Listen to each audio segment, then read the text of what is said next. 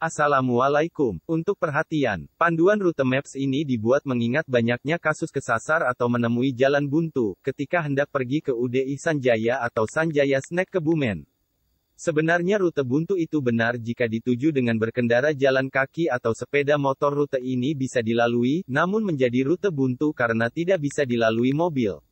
Silakan ikuti langkah ini agar Anda cepat sampai tujuan. Penting, perhatikan dan ikuti instruksi ini agar tidak kesasar atau menemui jalan buntu. Tujuan, UDI Sanjaya, Sanjaya Snack Kebumen, Duku 1, Singluk RT 1, RW 1, Singluk, Jelegiwinangun, Kabupaten Kebumen, Jawa Tengah. 1. Menuju rute 1 atau Masjid Al-Yasir Jelegiwinangun. Untuk melihat rute ini, buka dan klik di deskripsi.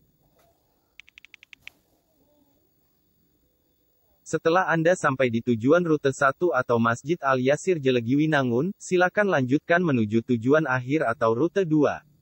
2. Menuju rute 2 atau UDI Sanjaya. Untuk melihat rute ini, buka dan klik di deskripsi. Ikuti jalan naik, hati-hati jalanan naik turun dan berkelok. Sampai jumpa di rumah Mas Ihsanuddin kanan jalan sebelum Masjid Nur Hidayah Singluk. Assalamualaikum.